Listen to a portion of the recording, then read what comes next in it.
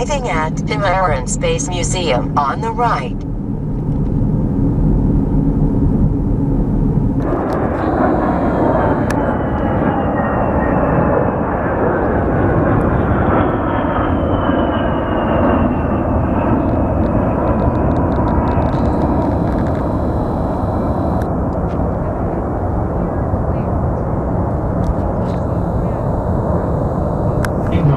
Aerospace Maintenance and Regeneration Group. You know it as the Boneyard. Unfortunately, this bus does not stop at any casinos or Walt Disney's Magic Mountain. We are going to have fun talking about a whole bunch of airplanes out there. And as I said, my name is Jack, and I had 21 years in the Air Force. And I flew F-4s, F-5s, T-38, DB-66, the inventable T-Bird, and assorted other aircraft. After 21 years with them, I got on American Airlines, flew with those folks for 15 years, and I got to be fully retarded. Had to figure out what to do with my life, and my wife says, I don't care what you do, just get out of the house. So, here I am. Perfect job for me. I like airplanes, I like talking, and I like people, so it worked out perfect. But unfortunately for you guys, you're going to be stuck with me for about an hour or so. The AMARG is about the eastern half of Davis-Monthan Air Base. Davis-Monthan Air Base is a mile north of here, just to our left over here. And right now they're training A-10 Warthog pilots over there. We'll see some of those flying around as we do our tour. The Davis-Monthan Air Base started in 1927 and was dedicated, and Charles Lindbergh attended that dedication. And then they trained World War II pilots over there in the B-24 bomber crews. After that, it was a Strategic Air Command base. They had the huge bombers over there, part of the Strategic Air Command. And then later on became part of the Air Combat Command. And they flew assorted other kind of fighters all through the Vietnam War, and they're still part of the Air Combat Command today, flying the A-10 Warthog Regeneration. That means they could take the airplanes out of storage, refurbish them, and fly them again. Another function for it is aircraft overhaul. The 309th is part of the Air Logistics Command, and actually it's a subset of the Ogden Air Logistics Center at Hill Air Force Base in Utah. And that's a depot maintenance. They do a major overhaul of Air-T2 airplanes. These represent one of the primary functions of regenerating aircraft. Those are being regenerated as drones, full-scale aerial targets. The gray one on the left is an F-16, and the camouflage one is an F-4. The F-4s, they've upgraded and regenerated all those that they can, and now they're starting on the F-16s. We'll see more of those, and we'll see those again too if you want to get another picture of those when we go by. We're going to turn right here on this road, and on your left you're going to see the administrative buildings for the 309th over here. All these are brown buildings on the left. And out of almost 700 personnel working out here, there's only 3 uniformed personnel running the whole show. All the rest of them are civilian government workers, and obviously they all worked on these weapon systems at one time or another. Coming up at the right of the bus, you'll see a brown building over here on the right, and you'll see 8 aircraft. There's 2 F-4s of white. If you left it black, the temperatures inside those aircraft would really get quite hot. By spraying with white, they can keep it within 10 degrees of the outside ambient temperature. Temperatures out here sometimes get up to 110. That's 50 or 60 degrees Celsius. And so it would cook all the sensitive equipment inside the aircraft. And they tested different ways of preparing the spray light here, how long it lasts. The full-scale aerial drones. Now when they do that, they take these aircraft here, fix them up in flyable conditions, and then they test fly it. Then they fly it to Jacksonville, Florida, and the Boeing company takes over the rest of the upgrade of the aircraft to return it to a flyable condition as a drone, a full-scale aerial drone.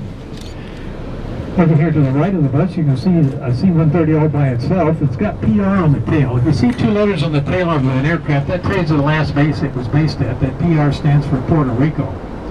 Some more C-130s here on the right. These are Type 1000 storage. That means they're going to fly again. They don't take spare parts off of them.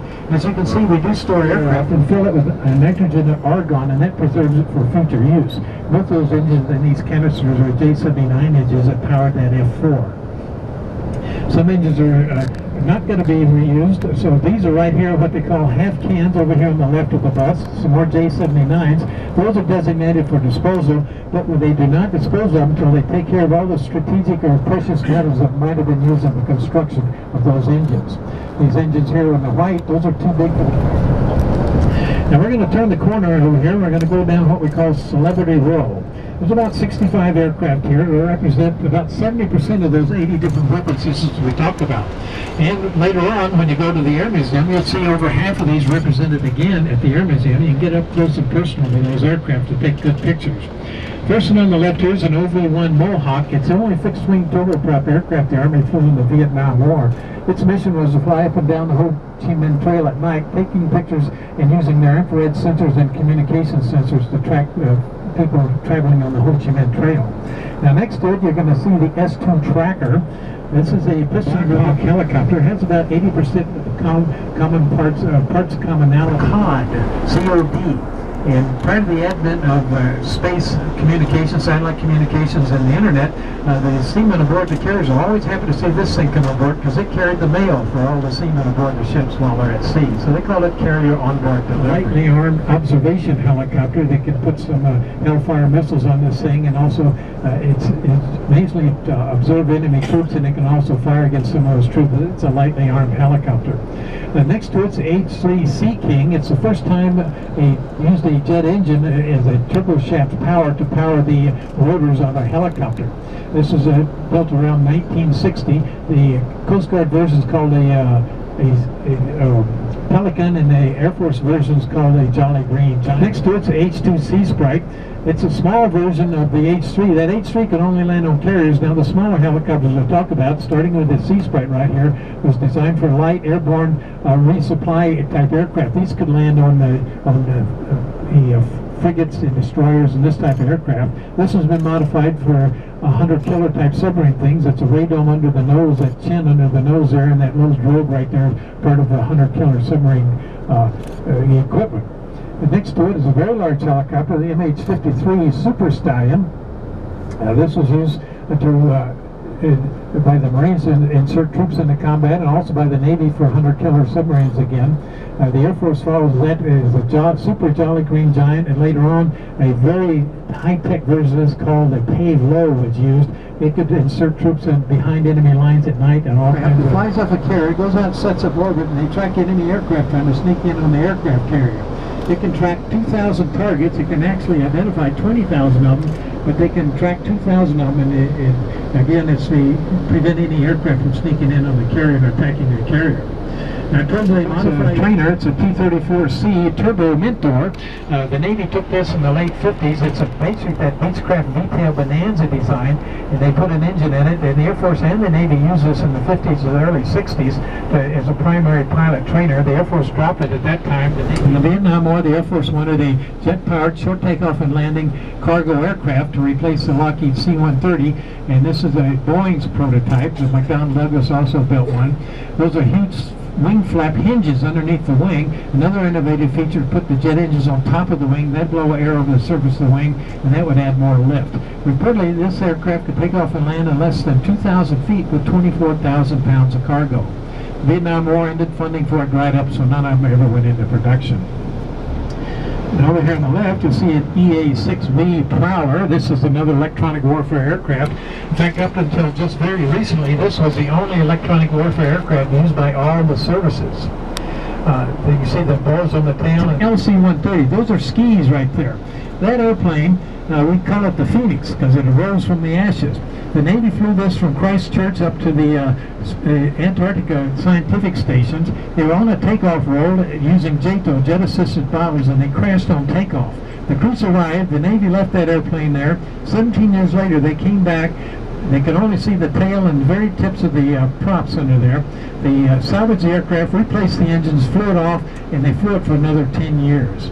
So those are one tough birds, those C-130s. We'll see some more of those. Enemy radar signals, surface air missiles, and anti-aircraft guns. Fires a anti-radiation missile that tracks that beam down to the radar antenna and blows it up on the ground. The Republic built over 800 of these aircraft. The Air Force lost almost 400 of them in the Vietnam War.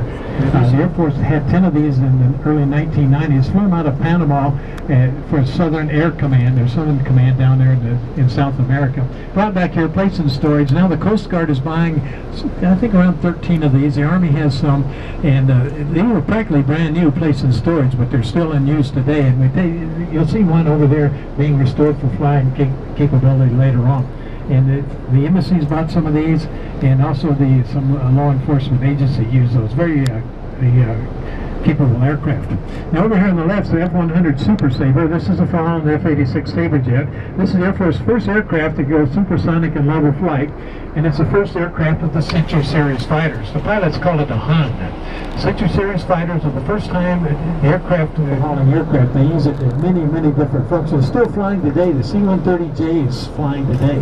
This aircraft is the only one been in continuous production with the Air Force for more than 60 years. Coming on the left, this blue airplane is the F-18 Hornet. This is the primary fleet defense fighter for the Navy today. It took the place of the A-6, the A-7, and the F-14 Tomcat.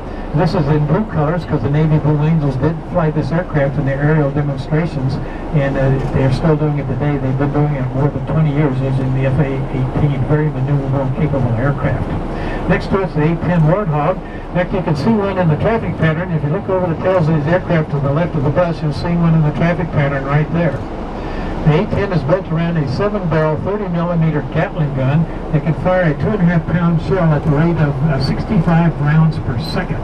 The gun mechanism sits behind the pilot, and it's the size of a small Volkswagen Beetle. I have the picture right here of both of those things. You can take a look at it. And after the F-14 Tomcats, these are originally the Navy's primary fleet defense fighter. Starting in the F-14 AMARG, it can carry 6 Phoenix air-to-air missiles that have over a 100-mile range, and it has a radar that can track 20 different days a year. General and staff will be aboard this aircraft, and that general could launch any of our nuclear weapons in retaliation. You'll see another A-4 Skyhawk here on the left of the bus. And again, this aircraft is designed as an air-to-ground fighter bomber, the smallest one the Navy flew off a carrier. This particular one is they call it an OA because it's designed as a fast-fire forward observation aircraft. Next to it's an F-15 Eagle. This is a primary air defense fighter used by the Air Force today. For the air-to-air model of the F-15 Eagle between the Air Force and its allies flying that aircraft has never been shot down in combat. They've never lost one in combat and has over 100 combat kills. The Air Force is buying the F-22 Raptor to take its place today.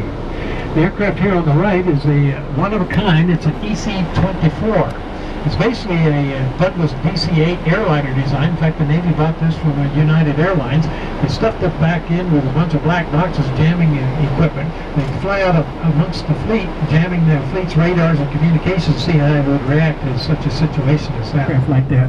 For hauling cargo, and the Navy Air Force uses theirs in a mission called Nightingale. They haul litter patients to different hospitals around the world. And coming up to the right of the bus, you're going to see another civilian-type airliner, militarized. This is a T-43. It's basically a Boeing 737. The Air Force used that to train navigators. That's why they call it a Gator, because they train navigators. It has 12 navigation stations in the back where they can train students. They automatically release weapons for an accurate impact on the ground. Next to it is the original A-4. This is the F-4C Phantom. Originally, interesting for a fighter, this aircraft was first designed without guns. Its only armament were heat-seeking missiles and radar-guided missiles. Later on, they modified this, came up with the F-4. Now, next to it, you're going to see the F-117 Nighthawk. It's a stealth fighter we have in storage here. You have to have special sunglasses to see it. I'd loan you mine, but then I'd have to kill you. But seriously though, our F-117s are in storage, but they're in storage in the original base where they are up in Tonopah, Nevada. If you left it by the French, it's a French-built Falcon. The Coast Guard likes these aircraft as a medium-range maritime observation aircraft because it has very large windows in it, and it has hard points on the wings where you can attach different things that you might need in air-sea rescue.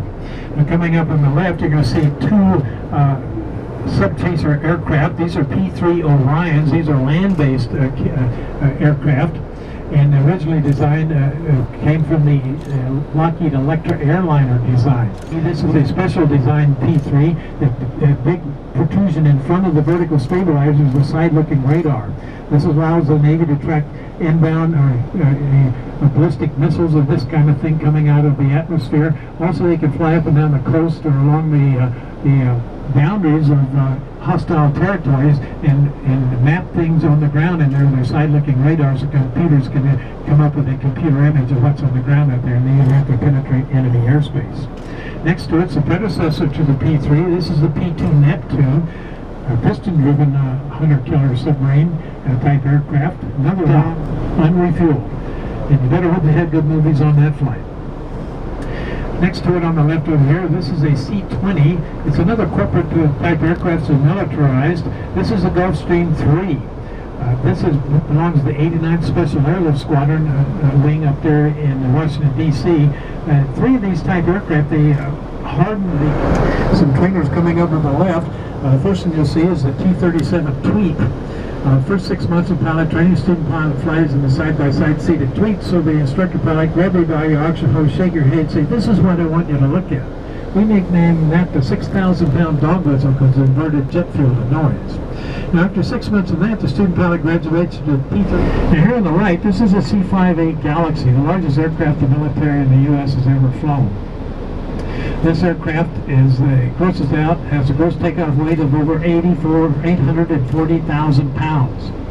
It has an interesting way to load it. This nose in the front end, it's hinged so you can raise it up, and the back end is clamshell doors you can open up. Another interesting feature is you can kneel this aircraft. You can lower it down closer to the ground level to make it easier to load cargo. The interior of this aircraft is 1 foot longer than the Wright brothers' first flight, 121 feet long. You can also carry 73 aircraft or missiles or something coming in from outer space or along the in the atmosphere. They use electro-optical sensors aimed out on the left-hand side of the aircraft. When you pull it forward a little bit, you're going to see a very large opening on this aircraft. This is the largest opening ever flown aboard an aircraft. That opening is about the structure. The opening is 15 feet across, and the structure for the opening is about 18 feet. And like I said, they'd open that up with electro-optical sensors there, and they could fly it around in tracking inbound ICBMs or anything like that. And here to the right of the bus, this is a supersonic nuclear bomber, originally designed as a nuclear bomber, the B-1B Lancer. It's a variable geometry wing aircraft. Remember, that means it's swing, sweep back and forth. Supersonic in the Pacific and Atlantic Oceans, came back, placed in storage. Then the Air Force used them in a mission called Head Dancer, where they used them as a tanker and a navigation command ship where they accompany fighters in their overseas deployments. And then they took this one, modified it, and used it and based it in Hawaii, and they flew VIPs around the Pacific Ocean in this one. It's not part of the presidential fleet. Now, the bomber is still in use today here, and a very old one. This is the B-52H Stratofortress, an 8-engine bomber. These aircraft first flew in 1956. The Air Force is still flying this model today. The second stage of a Titan II intercontinental ballistic missile.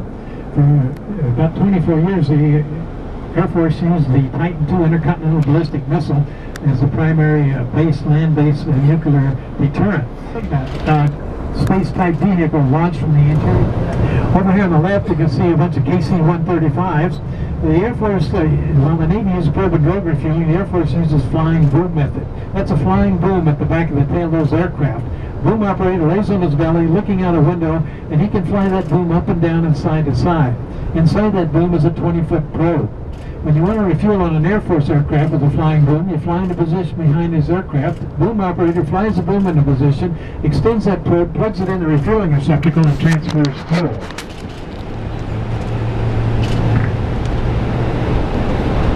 Got some more, there's the Hurons over here, the C-12Bs.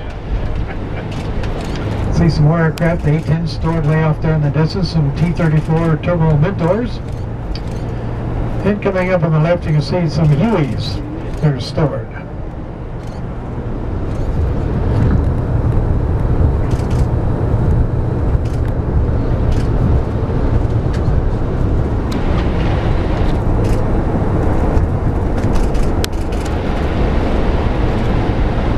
We'll stop up here just for a few seconds and be able to take a picture with the KC-135s with the Catalina Mountains in the background.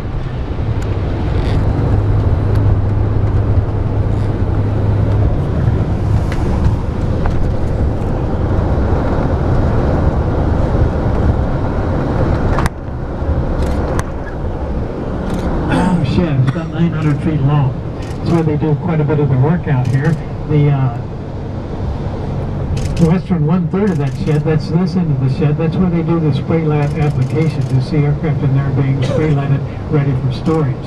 The center part is where they do work on their flyable aircraft. They bring these aircraft in. I told you they do depot type maintenance. You can see the tail of a C-27 Spartan sticking out, and next to it, to the left of it, is the tail of a C-130. You see some fuselages of F-16 fighters all wrapped up, ready to be shipped to somebody. Then the eastern third of that is where they do the A-10 type work. They used to do the ring winging, now they're doing the helmet mounted queuing system.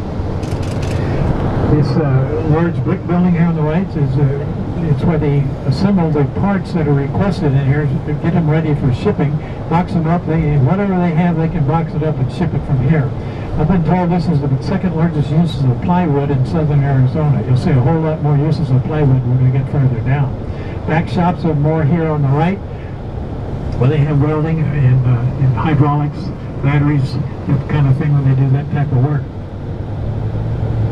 And you'll be able to see the wood mill way off in the distance down there. You see a whole lot of wood piled up. Now to the left of the bus, this building here is an environmentally controlled building where they put sensitive electronic equipment. Environmentally controlled means it's air conditioned. Coming up on the right, you see the flush farm and the wash rack for the AMARG.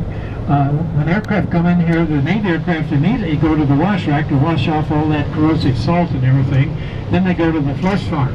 The other aircraft go to the flush farm, which is part of this, where they drain all the fuel and the hydraulics and this kind of thing out of the aircraft, fill it with 1010 oil, which is like a lightweight sewing machine oil, run the components and the engines around, then drain that oil and cap it off. That way they preserve all the mechanical functions of the aircraft. Aircraft you see out here are being ready to go away. They're going to get ready to fix them up and fly them again. See a P-3 Orion there, and also a C-20. That's a foreign C-130 sitting there. The smaller hangars off in the distance was where they work on the F-16s to prepare them for a full-scale area drone, or the full-scale area targets of the drone aircraft. Now the large hangar on the right is a new addition out here.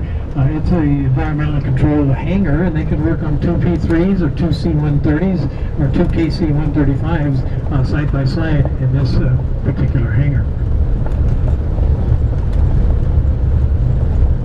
It's a hazmat shed.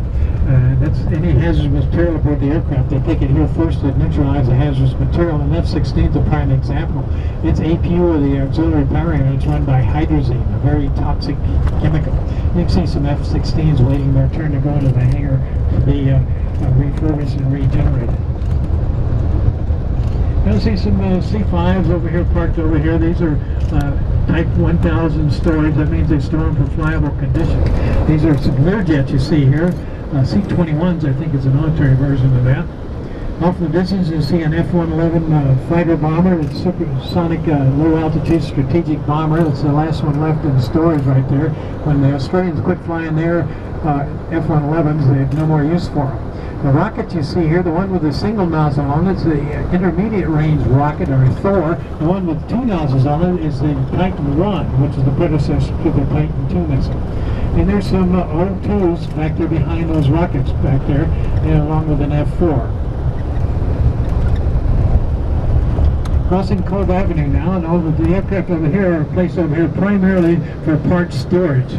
And using parts of these aircraft. These are Type 2000 and 4000 storage. Type 4000, they'll never fly it again. Take parts off of them and then salvage the aircraft. Here's some KC-135s. They always take the tail off of these first, because when you start taking the engines and the other parts off of it, it becomes tail heavy. So they take the tail off first.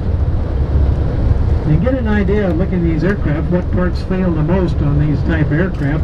Now here's some T-38 Talons. I told you they're white. There's a jet-powered supersonic trainers.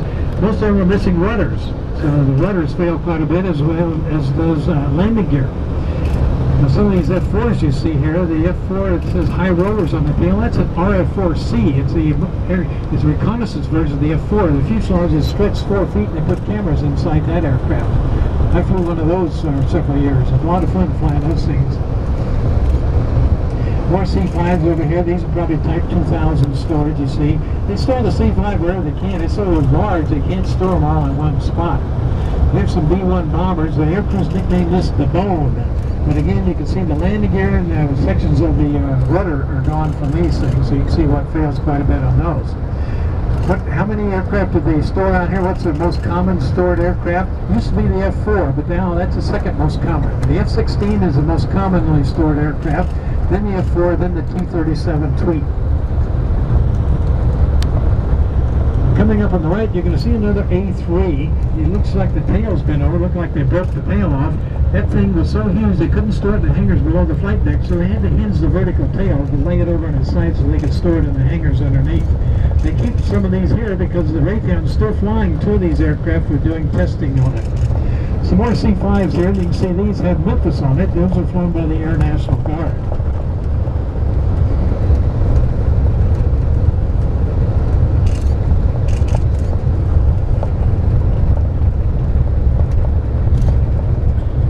See some more helicopters in storage here.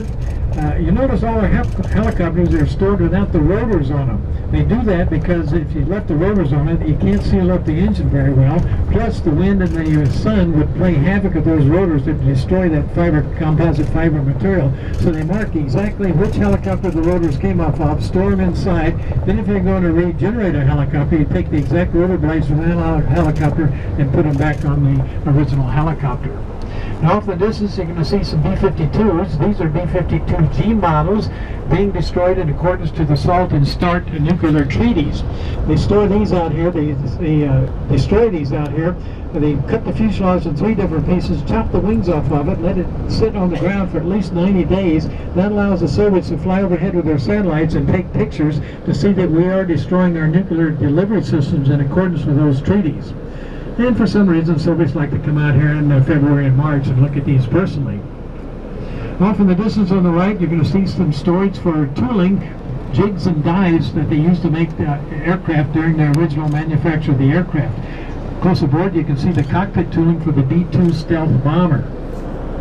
The military owns that tooling, and the civilian contractors wanted $4 million to store it. We can store it here for about $200,000. The tooling close aboard here, the right of the bus now, is the tooling for the B-1B bomber. We can store these here. If they're out of production, we need some more spare parts. If we get the tooling here, we can get the tooling and build the spare parts as required.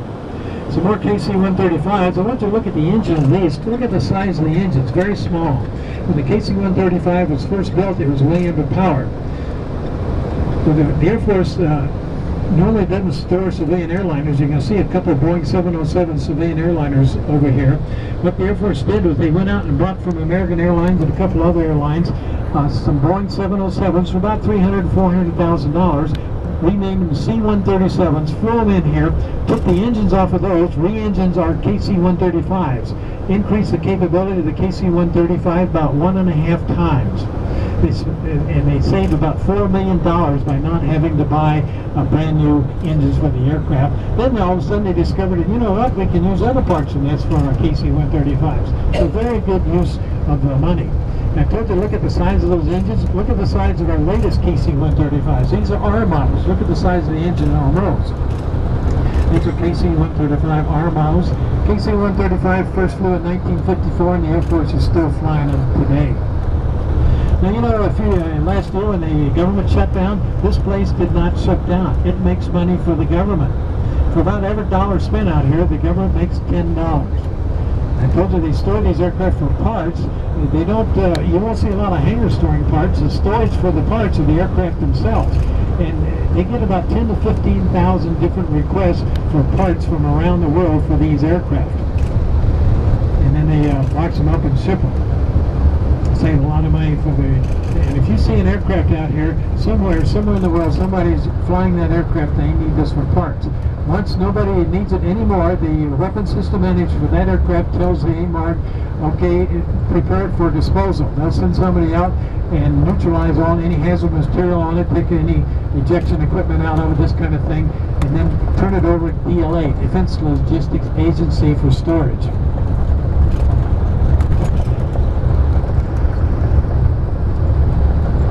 And then the DLA puts it out for bid, and a contractor comes out here and bids on what it would cost him to tear the aircraft apart for storage. Look to the left of the bus, you're going to see another B-57. This thing has huge wings on it. Look behind those tankers right there. See where that pickup is behind that? That's a WB-57. It's a high-altitude reconnaissance aircraft, does air sampling, this kind of thing, in the hot upper atmospheres of the Earth. The wingspread on this aircraft is 2 feet longer than the Wright brothers' first flight. It's 122 feet long. To the right of the bus coming up, you're going to see a camouflage aircraft. It's a British Aerospace AV-8C Harrier. They call it a jump jet. There's one kind of sitting by itself right there. This aircraft could take off vertically, fly backwards in the air, do a 360-degree turn in its own length, and then once you get everything pointed in one direction, it's a very effective air-to-air fighter. Martin McDonnell Douglas,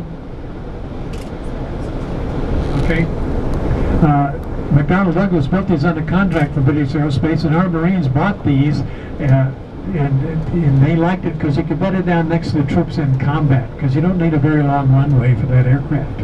We're pulling over the side because an F-16s will be coming by the side, left-hand side of the bus.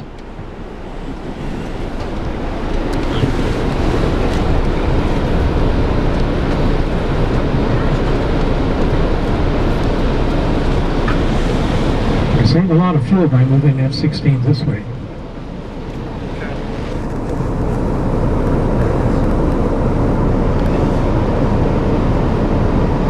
No, it's not that Caterpillar thing. Here it comes on a flatbed. You'll see it coming right by here.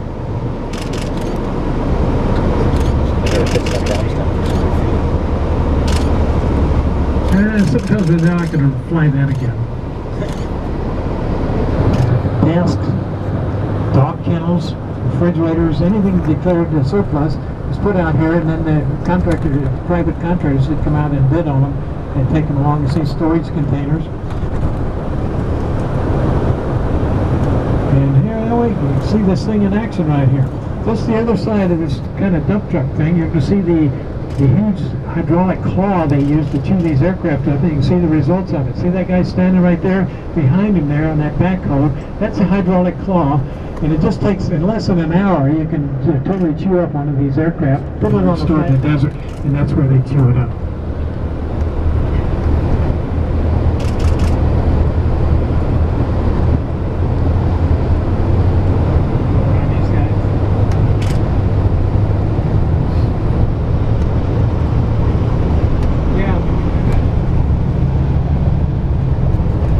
Tell your friends this is going to be the first time you ever passed up an F-16.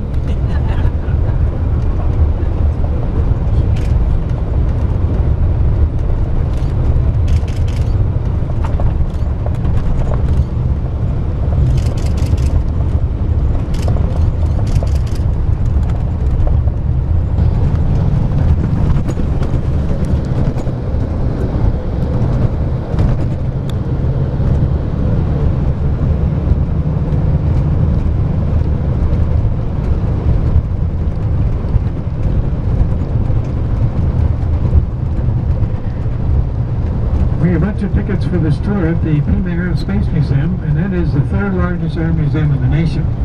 The largest air museum is the Smithsonian in Washington, D.C. The second largest one is the Air Force Museum in Dayton, Ohio, at Wright-Patterson Air Force Base. Well, if those are government funded with your tax dollars, the Pima Air Space Museum is not.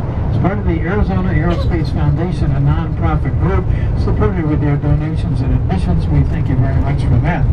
And we have about 280 volunteers that work out here at the Pima Air Space Museum.